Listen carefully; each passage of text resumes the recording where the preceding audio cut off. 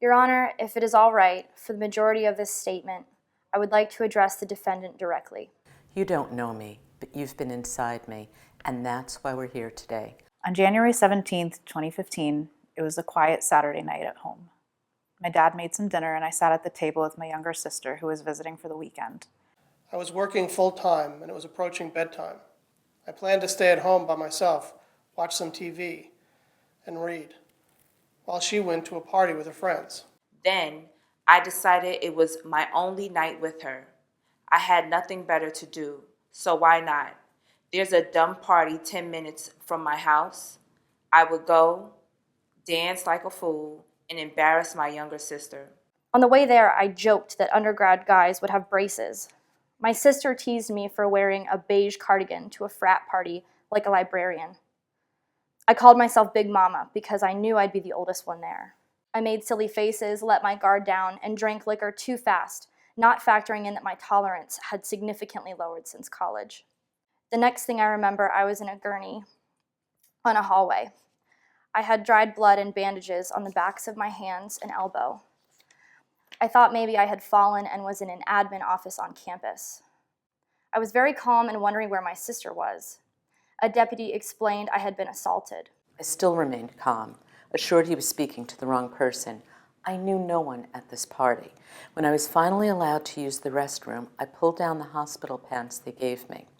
Went to pull down my underwear and felt nothing. I still remember that feeling of my hands touching my skin and grabbing nothing. I looked down and there was nothing. The thin piece of fabric, the only thing between my vagina and anything else, was missing, and everything inside me was silence. I still don't have words for that feeling.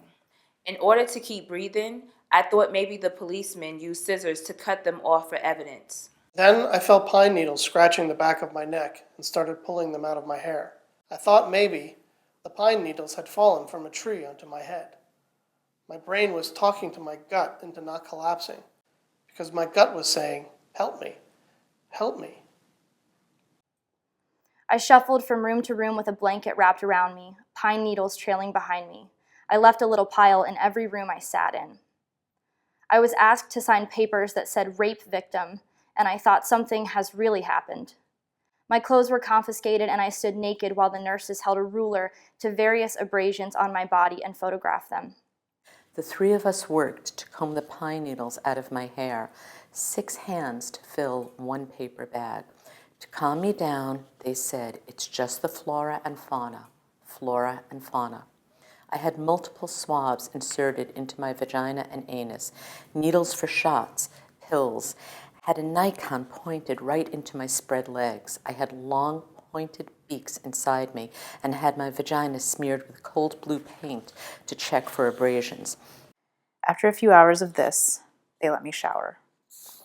I stood there examining my body beneath the stream of water and decided, I don't want my body anymore. I was terrified of it. I didn't know what had been in it, if it had been contaminated, who had touched it. I wanted to take off my body like a jacket and leave it at the hospital with everything else. On that morning, all that I was told was that I had been found behind a dumpster, potentially penetrated by a stranger, and that I should get retested for HIV because results don't always show up immediately. But for now, I should go home and get back to my normal life. Imagine stepping back into the world with only that information. They gave me huge hugs, and I walked out of the hospital into the parking lot wearing the new sweatshirt and sweatpants they provided me, as they had only allowed me to keep my necklace and shoes. My sister picked me up, face wet from tears and contorted in anguish. Instinctively and immediately, I wanted to take away her pain. I smiled at her. I told her to look at me. I'm right here. I'm okay. Everything's okay. I'm right here. My hair is washed and clean. They gave me the strangest shampoo. Calm down and look at me. Look at these funny new sweatpants and sweatshirt. I look like a PE teacher. Let's go home. Let's eat something. She did not know that beneath my sweatsuit, I had scratches and bandages on my skin. My vagina was sore and had become a strange, dark color from all the prodding. My underwear was missing, and I felt too empty to continue to speak. That I was also afraid, that I was also devastated. That day we drove home, and for hours in silence, my younger sister held me. My boyfriend did not know what happened, but called that day and said, I was really worried about you last night. You scared me. Did you make it home okay? And I was horrified. That's when I learned I had called him that night in my blackout, left an incomprehensible voicemail that we had also spoken on the phone, but I was slurring so heavily he was scared for me that he repeatedly told me to go find my sister. Again, he asked me, "What happened last night? Did you make it home okay?" I said yes and hung up to cry. I was not ready to tell my boyfriend or parents that actually I may have been raped behind a dumpster, but I don't know by who or when or how. If I told them, I would see the fear on their faces and mine would multiply tenfold. So instead, I pretended the whole thing wasn't real. I tried to push it out of my mind, but it was so heavy I didn't talk, I didn't eat, I didn't sleep, I didn't interact with anyone. After work, I would drive to a secluded place to scream. I didn't talk, I didn't eat, I didn't sleep, I didn't interact with anyone, and I became isolated from the ones I loved the most. For over a week after the incident, I didn't get any calls or updates about that night or what happened to me. The only symbol that proved that it hadn't been just a bad dream was the sweatshirt from the hospital in my drawer. One day I was at work scrolling through the news on my phone and came across an article. In it I read and learned for the first time about how I was found unconscious, with my hair disheveled, long necklace wrapped around my neck, bra pulled out of my dress pulled off over my shoulders and pulled up above my waist, that I was butt naked all the way down to my boots, legs spread apart, and had been penetrated by a foreign object, by someone I did not recognize. This was how I learned what happened to me, sitting at my desk reading the news at work. I learned what happened to me the same time everyone else in the world learned what happened to me. That's when the pine needles in my hair made sense. They didn't fall from a tree. He had taken off my underwear. His fingers had been inside of me. I don't even know this person. I still don't know this person. When I read about me like this, I said, this can't be me. This can't be me. I could not digest or accept any of this information. I could not imagine my family having to read about this online. I kept reading. In the next paragraph, I read something that I will never forgive. I read that according to him, I liked it. I liked it. Again, I do not have words for these feelings. It's like if you were to read an article where a car was hit and found dented in a ditch, but maybe the car enjoyed being hit. Maybe the other car didn't mean to hit it, just bump it up a little. Cars get in accidents all the time. People aren't always paying attention. Can we really say who's at fault? And then, at the bottom of the article, after I learned about the graphic details of my own sexual assault, the article listed his swimming times. She was found breathing, unresponsive, with her underwear 6 inches away from her bare stomach, curled in the fetal position. By the way, he's really good at swimming. Throw in my mile time if that's what we're doing. I'm good at cooking. Put that in there. I think the end is where you list your extracurriculars to cancel out all the sickening things that have happened. The night the news came out, I sat my parents down and told them that I had been assaulted. To not look at the news because it's upsetting. Just know that I'm okay. I'm right here, and I'm okay. But halfway through telling them, my mom had to hold me because I could no longer stand up. The night after it happened, he said he didn't know my name, said he wouldn't be able to identify my face in a lineup, didn't mention any dialogue between us, no words, only dancing and kissing. Dancing is a cute term. Was it snapping fingers and twirling dancing, or just bodies grinding up against each other in a crowded room? I wonder if kissing was just faces sloppily pressed up against each other. When the detective asked if he had planned on taking me back to his dorm room, he said no. When the detective asked how we ended up behind the dumpster, he said he didn't know. He admitted to kissing other girls at that party, one of whom was my own sister who pushed him away. He admitted to wanting to hook up with someone. I was the wounded antelope of the herd, completely alone and vulnerable, physically unable to fend for myself, and he chose me. Sometimes I think, if I hadn't gone, then this never would have happened. But then I realized it would have happened just to someone else. You were about to enter 4 years of access to drunk girls and parties, and if this is the foot you started off on, then it is right you did not continue. The night after it happened, he said he thought I liked it because I rubbed his back. A back rub. Never mentioned me voicing consent, never mentioned us even speaking. A back rub. One more time, in public news, I learned that my ass and vagina were completely exposed outside, my breasts had been groped, fingers had been jabbed inside me along with pine needles and debris. My bare skin and head had been rubbing against the ground behind a dumpster, while an erect freshman was humping my half-naked, unconscious body. But I don't remember, so how do I prove I didn't like it? I thought there's no way this is going to trial. There were witnesses. There was dirt in my body. He ran but was caught. He's going to settle, formally apologize, and we will both move on. Instead, I was told he hired a powerful attorney, expert witnesses, private investigators who were going to try and find details about my personal life to use against me, find loopholes in my story to invalidate me and my sister in order to show that the sexual assault was in fact a misunderstanding. That he was going to go to any length to convince the world he had simply been confused. I was not only told that I was assaulted, I was told that because I couldn't remember, I technically could not prove it was unwanted. And that distorted me, damaged me, almost broke me. It's the saddest type of confusion to be told I was assaulted and nearly raped, blatantly out in the open, but we don't know if it counts as assault yet. I had to fight for an entire year to make it clear that there was something wrong with this situation. When I was told to be prepared in case we didn't win, I said, I cannot prepare for that. He was guilty the minute I woke up. No one can talk me out of the hurt he caused me. Worst of all, I was warned. Because he now knows you don't remember, he is going to get to write the script. He can say whatever he wants, and no one can contest it. I had no power. I had no voice. I was defenseless. My memory loss would be used against me. My testimony was weak, was incomplete, and I was made to believe that perhaps I am not enough to win this. His attorney constantly reminded the jury, the only one we can believe is Brock because she doesn't remember. That helplessness was traumatizing. Instead of taking time to heal, I was taking time to recall the night in excruciating detail in order to prepare for the attorney's questions that would be invasive, aggressive, and designed to steer me off course, to contradict myself, my sister, phrased in ways to manipulate my answers. Instead of his attorney saying, "Did you notice any abrasions?" he said, "You didn't notice any abrasions, right?" This was a game of strategy, as if I could be tricked out of my own worth.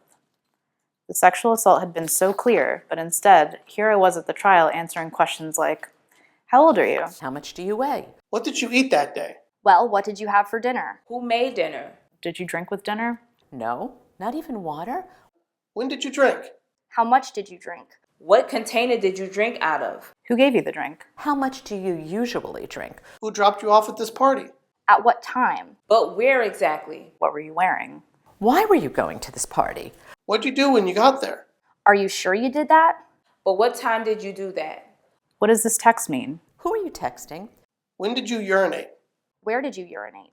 With whom did you urinate outside? "Was your phone on silent when your sister called?" Do you remember silencing it? Really? Because on page 53, I'd like to point out that you said it was set to ring. Did you drink in college? You said you were a party animal? "How many times did you black out?" Do you party at frats? Are you serious with your boyfriend? Are you sexually active with him? When did you start dating? "Would you ever cheat?" Do you have a history of cheating? What do you mean when you said you wanted to reward him? Do you remember what time you woke up? Were you wearing your cardigan? What color was your cardigan? "Do you remember any more from that night?" No? Okay. Well, we'll let Brock fill it in. I was pummeled with narrowed, pointed questions that dissected my personal life, love life, past life, family life, inane questions accumulating trivial details to try and find an excuse for this guy who had me half naked before even bothering to ask for my name. After a physical assault, I was assaulted with questions designed to attack me. To say, see, her facts don't line up. She's out of her mind. She's practically an alcoholic. She probably wanted to hook up. He's like an athlete, right? They were both drunk. Whatever. The hospital stuff she remembers is after the fact. Why take it into account? Brock has a lot at stake, so he's having a really hard time right now. And then it came time for him to testify, and I learned what it meant to be re-victimized. I want to remind you, the night after it happened, he said he never planned to take me back to his dorm. He said he didn't know why we were behind a dumpster. He got up to leave because he wasn't feeling well when he was suddenly chased and attacked. Then he learned I could not remember. So 1 year later, as predicted, a new dialogue emerged. Brock had a strange news story. Almost sounded like a poorly written young adult novel with kissing and dancing and hand holding and lovingly tumbling onto the ground. And most importantly, in this new story, there was suddenly consent. 1 year after the incident, he remembered, oh yeah, by the way, she actually said yes to everything. So He said he had asked if I wanted to dance. Apparently I said yes. He asked if I wanted to go back to his dorm. I said yes. Then he asked if he could finger me, and I said yes. Most guys don't ask, can I finger you? Usually there's a natural progression of things unfolding consensually, not a Q&A. But apparently I granted full permission. He's in the clear. Even in his story, I only said a total of 3 words. Yes, yes, yes. Before he had me half naked on the ground. Future reference. If you are confused about whether a girl can consent, see if she can speak an entire sentence. You couldn't even do that. Just one coherent string of words. Where was the confusion? This is common sense. Human decency. According to him, the only reason we were on the ground was because I fell down. Note, if a girl falls down, help her get back up. If she is too drunk to even walk and falls down, do not mount her, hump her, take off her underwear, and insert your hand into her vagina. If a girl falls down, help her up. If she is wearing a cardigan over her dress, don't take it off so that you can touch her breasts. Maybe she is cold. Maybe that's why she wore the cardigan. Next in the story, 2 Swedes on bicycles approached you and you ran. When they tackled you, why didn't you say, stop, everything's okay? Go ask her, she's right over there, she'll tell you. I mean, you had just asked for my consent, right? I was awake, right? When the policeman arrived and interviewed the evil Swede who tackled you, he was crying so hard he couldn't speak because of what he'd seen. Your attorney has repeatedly pointed out, well, we don't know exactly when she became unconscious. And you're right. Maybe I was still fluttering my eyes and wasn't completely limp yet. That was never the point. I was too drunk to speak English, too drunk to consent way before I was on the ground. I should never have been touched in the first place. Brock stated, at no time did I see that she was not responding. If at any time I thought she was not responding, I would have stopped immediately. Here's the thing. If your plan was to stop only when I became unresponsive, then you still do not understand. You didn't even stop when I was unconscious anyway. Someone else stopped you. 2 guys on bicycles noticed I wasn't moving in the dark and had to tackle you. How did you not notice while on top of me? You said you wouldn't have stopped and gotten help. You say that, but I want you to explain how you would have helped me step by step. Walk me through this. I want to know if those evil Swedes had not found me, how the night would have played out. I am asking you, would you have pulled my underwear back on over my boots, untangled the necklace wrapped around my neck, closed my legs, covered me, picked the pine needles from my hair, asked if the abrasions on my neck and bottom hurt? Would you then go find a friend and say, will you help me get her somewhere warm and soft? I don't sleep when I think about the way it could have gone if the other 2 guys had never come. what would have happened to me? That's what you'll never have a good answer for. That's what you can't explain even after a year. On top of all of this, he claimed that I orgasmed after 1 minute of digital penetration. The nurse said there had been abrasions, lacerations, and dirt in my genitalia. Was that before or after I came? To sit under oath and inform all of us that yes, I wanted it, yes, I permitted it, and that you are the true victim attacked by Swedes for some reason unknown to you is appalling, is demented, is selfish, is damaging. It is enough to be suffering. It is another thing to have someone ruthlessly working to diminish the gravity of validity of this suffering. My family had to see pictures of my head strapped to a gurney full of pine needles, of my body in the dirt with my eyes closed, hair messed up, limbs bent, and dress hiked up. And even after that, my family had to listen to your attorney say the pictures were after the fact. We can dismiss them. To say, yes, her nurse confirmed there was redness and abrasions inside her.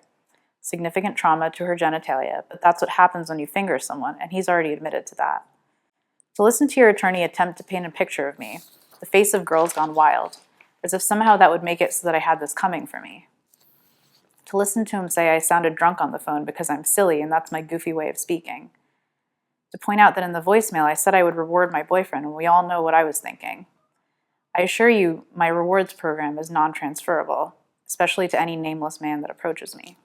He has done irreversible damage to me and my family during the trial, and we have sat silently, listening to him shape the evening. But in the end, his unsupported statements and his attorney's twisted logic fooled no one. The truth won. The truth spoke for itself. You are guilty. 12 jurors convicted you guilty of 3 felony counts beyond reasonable doubt. That's 12 votes per count, 36 yeses confirming guilt. That's 100% unanimous guilt. And I thought, finally, it is over. Finally, he will own up to what he did, truly apologize. We will both move on and get better. Then I read your statement. If you are hoping that one of my organs will implode from anger and I will die, I'm almost there. You are very close. This is not a story of another drunk college hookup with poor decision-making. Assault is not an accident. Somehow, you still don't get it. Somehow, you still sound confused. I will now read portions of the defendant's statement and respond to them. You said being drunk, I couldn't make the best decisions, and neither could she. Alcohol is not an excuse. Is it a factor? Yes. But alcohol was not the one who stripped me, fingered me, had my head dragging against the ground with me almost fully naked. Having too much to drink was an amateur mistake that I admit to, but it is not criminal. Everyone in this room has had a night where they have regretted drinking too much, or knows someone close to them who has had a night where they have regretted drinking too much. Regretting drinking is not the same as regretting sexual assault. We were both drunk. The difference is I did not take off your pants and underwear, touch you inappropriately, and run away. That's the difference. You said if I wanted to get to know her, I should have asked for her number rather than asking her to go back to my room. I'm not mad because you didn't ask for my number. Even if you did know me, I would not want to be in this situation. My own boyfriend knows me, but if he asked to finger me behind a dumpster, I would slap him. No girl wants to be in this situation. Nobody. I don't care if you know their phone number or not. You said I stupidly thought it was okay for me to do what everyone around me was doing, which was drinking. I was wrong. Again, you were not wrong for drinking. Everyone around you was not sexually assaulting me. You were wrong for doing what no one else was doing, which was pushing your erect dick in your pants against my naked defensive body concealed in a dark area where partygoers could no longer see or protect me, and my own sister could not find me. Sipping Fireball is not your crime. Peeling off and discarding my underwear like a candy wrapper to insert your finger into my body is where you went wrong. Why am I still explaining this? You said, during the trial I didn't want to victimize her at all. That was just my attorney and his way of approaching the case.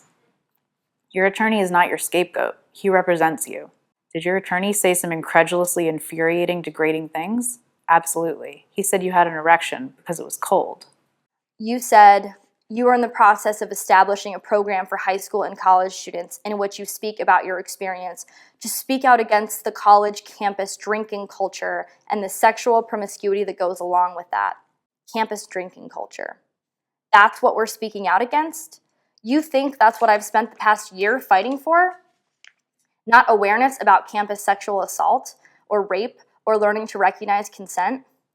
Campus drinking culture. Down with Jack Daniels. Down with Sky Vodka.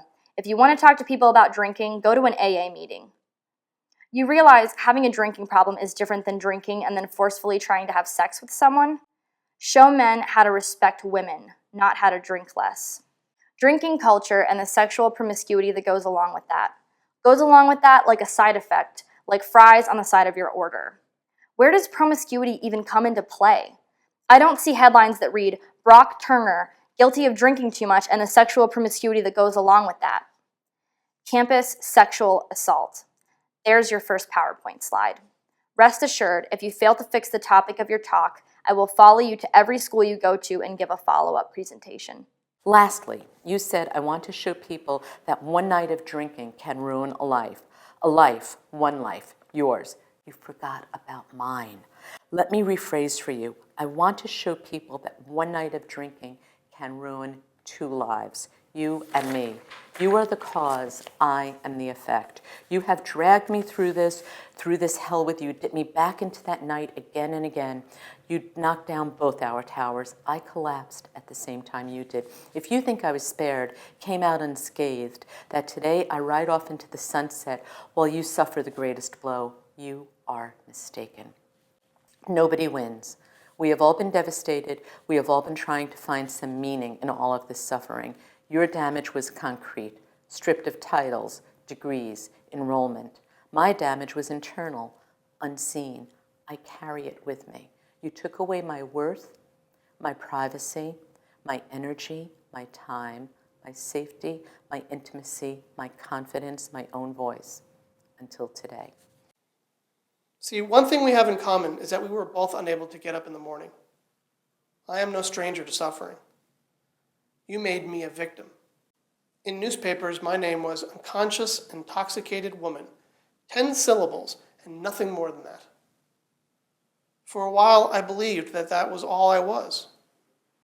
I had to force myself to relearn my real name, my identity, to relearn that this is not all that I am, that I am not just a drunk victim at a frat party found behind a dumpster, while you are the all-American swimmer at a top university, innocent until proven guilty, with so much at stake. I am a human being who has been irreversibly hurt. My life was put on hold for over a year, waiting to figure out if I was worth something. My independence, natural joy, gentleness, and steady lifestyle I had been enjoying became distorted beyond recognition. I became closed off, angry, self-deprecating, tired, irritable, empty. The isolation at times was unbearable. You cannot give me back the life I had before that night either. While you worry about your shattered reputation, I refrigerated spoons every night, so when I woke up and my eyes were puffy from crying, I would hold the spoons to my eyes to lessen the swelling so that I could see. I showed up an hour late to work every morning, excused myself to cry in stairwells. I can tell you all the best places in that building to cry where no one can hear you. The pain became so bad that I had to explain the private details to my boss to let her know why I was leaving. I needed time because continuing day to day was not possible. I used my savings to go as far away as I could possibly be. I did not return to work full-time as I knew I'd have to take weeks off in the future for the hearing and trial that were constantly being rescheduled. My life was put on hold for over a year. My structure had collapsed. I can't sleep alone at night without having a light on, like a 5-year-old, because I have nightmares of being touched where I cannot wake up. I did this thing where I waited until the sun came up and I felt safe enough to sleep. For 3 months, I went to bed at 6 o'clock in the morning.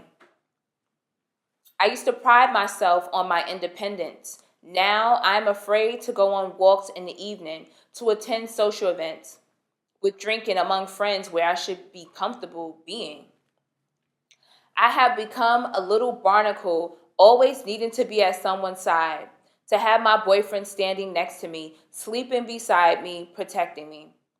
It is embarrassing how feeble I feel, how timidly I move through life, always guarded, ready to defend myself, ready to be angry.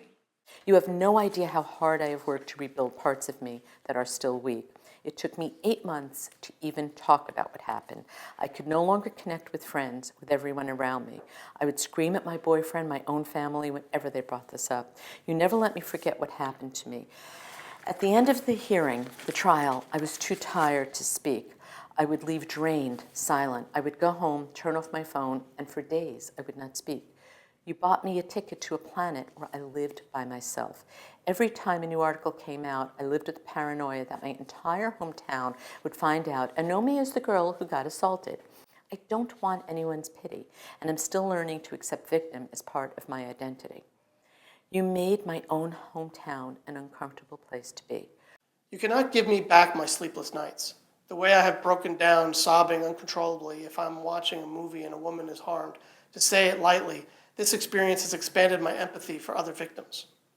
I have lost weight from stress. When people would comment, I told them I've been running a lot lately. There are times I did not want to be touched. I have to relearn that I am not fragile. I am capable. I am wholesome, not just livid and weak. When I see my younger sister hurting, when she is unable to keep up in school, when she is deprived of joy, when she is not sleeping, when she is crying so hard on the phone, she is barely breathing, telling me over and over again she is sorry for leaving me alone that night. Sorry, sorry, sorry. When she feels more guilt than you, then I do not forgive you. That night I had called her to try and find her, but you found me first. Your attorney's closing statement began, her sister said she was fine, and who knows her better than her sister? You tried to use my own sister against me? Your points of attack were so weak, so low, it was almost embarrassing. You do not touch her. You should have never done this to me. Secondly, you should have never made me fight so long to tell you. You should have never done this to me. But here we are. The damage is done, no one can undo it, and now we both have a choice. We can let this destroy us. I can remain angry and hurt, and you can be in denial. Or we can face it head on. I accept the pain, you accept the punishment, and we move on. Your life is not over. You have decades of years ahead to rewrite your story. The world is huge. It is so much bigger than Palo Alto and Stanford, and you will make a space for yourself in it where you can be useful and happy. But right now, you do not get to shrug your shoulders and be confused anymore. You do not get to pretend that there were no red flags. You have been convicted of violating me intentionally, forcibly, sexually, with malicious intent, and all you can admit to is consuming alcohol. Do not talk about the sad way your life was upturned because alcohol made you do bad things. Figure out how to take responsibility for your own conduct. Now to address the sentencing. When I read the probation officer's report, I was in disbelief, consumed by anger, which eventually quieted down to profound sadness. My statements have been slimmed down to distortion and taken out of context. I fought hard during this trial and will not have the outcome minimized by a probation officer who attempted to evaluate my current state and my wishes in a 15-minute conversation, the majority of which was spent answering questions I had about the legal system. The context is also important. Brock had yet to issue a statement, and I had not read his remarks. My life has been on hold for over a year of anger, anguish, and uncertainty, until a jury of my peers rendered a judgment that validated the injustices I had endured. Had Brock admitted guilt and remorse and offered to settle early on, I would have considered a lighter sentence, respecting his honesty, grateful to be able to move our lives forward. Instead, he took the risk of going to trial, added insult to injury, and forced me to relive the hurt as details about my personal life and sexual assault were brutally dissected before the public. He pushed me and my family through a year of inexplicable, unnecessary suffering and should suffer the consequences of challenging his crime, of putting my pain into question, of making us wait so long for justice. I told the probation officer I do not want Brock to rot away in prison. I did not say he does not deserve to be behind bars. The probation officer's recommendation of a year or less in county jail is a soft timeout, a mockery of the seriousness of his assaults, an insult to me and all women. It gives the message that a stranger can be inside you without proper consent and he will receive less than what has been defined as the minimum sentence. Probation should be denied. I also told the probation officer that what I truly wanted was for Brock to get it, to understand and admit his wrongdoing. Unfortunately, after reading the defendant's report, I am severely disappointed and feel that he has failed to exhibit sincere remorse or responsibility for his conduct. I fully respected his right to trial, but even after 12 jurors unanimously convicted him guilty of 3 felonies, all he has admitted to doing is ingesting alcohol.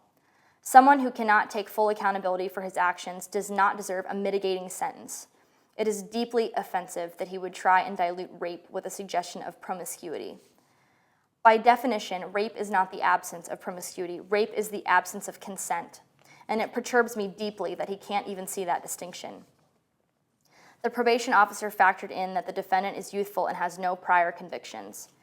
In my opinion, he's old enough to know that what he did was wrong. When you are 18 in this country, you can go to war. When you are 19, you are old enough to pay the consequences for attempting to rape someone. He is young, but he is old enough to know better.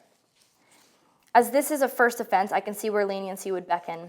On the other hand, as a society, we cannot forgive everyone's first On the other hand, as a society, we cannot forgive everyone's first sexual assault or digital rape. It doesn't make sense. The seriousness of rape has to be communicated clearly. We should not create a culture that suggests we learn that rape is wrong through trial and error. The consequences of sexual assault need to be severe enough that people feel enough fear to exercise good judgment, even if they are drunk, severe enough to be preventative. The probation officer weighed the fact that he has surrendered a hard-earned swimming scholarship. How fast Brock swims does not lessen the severity of what happened to me and should not lessen the severity of his punishment. If a first-time offender from an underprivileged background was accused of 3 felonies and displayed no accountability for his actions other than drinking, what would his sentence be? The fact that Brock was an athlete at a private university should not be seen as an entitlement to leniency, but as an opportunity to send a message that sexual assault is against the law regardless of social class. The probation officer has stated that this case, when compared to other crimes of similar nature, may be considered less serious due to the defendant's level of intoxication. It felt serious. That's all I'm going to say. What has he done to demonstrate that he deserves a break? He has only apologized for drinking and has yet to define what he did to me as sexual assault. He has re-victimized me continually, relentlessly. He has been found guilty of 3 serious felonies, and it is time for him to accept the consequences of his actions. He will not be quietly excused. He is a lifetime sex registrant. That doesn't expire. Just like what he did to me doesn't expire, doesn't go away after a set number of years. It stays with me, it's part of my identity. It has forever changed the way I carry myself, the way I live the rest of my life. To conclude, I want to say thank you. To everyone from the intern who made me oatmeal when I woke up at the hospital that morning. To the deputy who waited beside me. To the nurses who calmed me. To the detectives who listened to me and never judged me.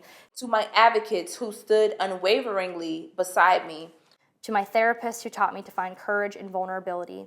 To my boss for being kind and understanding. To my incredible parents who teach me how to turn pain into strength. To my grandma who snuck chocolate into the courtroom throughout this to give to me. My friends who remind me how to be happy. To my boyfriend who is patient and loving. To my unconquerable sister who is the other half of my heart. To Alale, my idol, who fought tirelessly and never doubted me. Thank you to everyone involved in this trial for their time and attention. Thank you to girls across the nation that wrote cards to my DA to give to me. So many strangers who cared for me. Most importantly, thank you to the 2 men who saved me, who I have yet to meet. I sleep with 2 bicycles that I drew taped above my bed to remind me that there are heroes in this story, that we are looking out for one another. To have known all of these people, to have felt their protection and love is something I will never forget. And finally, to girls everywhere, I am with you. On nights when you feel alone, I am with you. When people doubt you or dismiss you, I am with you. I fought every day for you, so never stop fighting. I believe you. As the author Anne Lamott once said, lighthouses don't go running all over an island looking for boats to save. They just stand there shining. Although I can't save every boat, I hope that by speaking today, you absorbed a small amount of light, a small knowing that you can't be silenced, a small satisfaction that justice was served, a small assurance that we are getting somewhere, and a big, big knowing that you are important. Unquestionably, you are untouchable. You are beautiful. You are to be valued, respected, undeniably, every minute of every day. You are powerful, and nobody can take that away from you. To girls everywhere, I am with you. Thank you.